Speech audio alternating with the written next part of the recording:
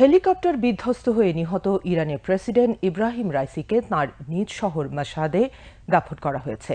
President রাইসির জন্ম ও বেড়ে ওঠা উত্তর পূর্বাঞ্চলীয় ওই শহরে। সেখানে শিয়াদের ইমাম রেজার মাজারে তাঁর মরদেহ দাফন করা হয়।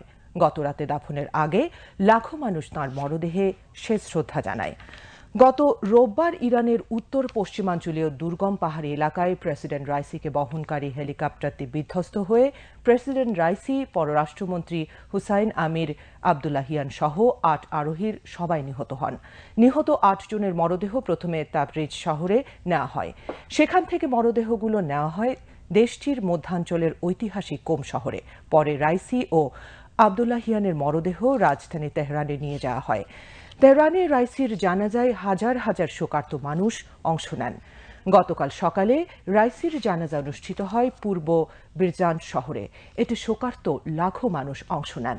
তাকে শেষ বিদায় জানান তারা। পরে রাইসির মরদেহ উড়োজাহাজে করে মাশহাদ শহরে নেওয়া হয়। এর আগে তাকে গার্ড অফ অনার দেওয়া হয়।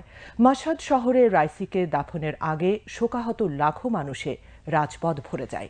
এ সময় বিদেশি কূটনীতিকদের পাশাপাশি প্রতিবেশী বেশ কয়েকটি দেশের কর্মকর্তাও প্রয়াত প্রেসিডেন্ট রাইসির প্রতি শ্রদ্ধা জানাতে সেখানে উপস্থিত ছিলেন।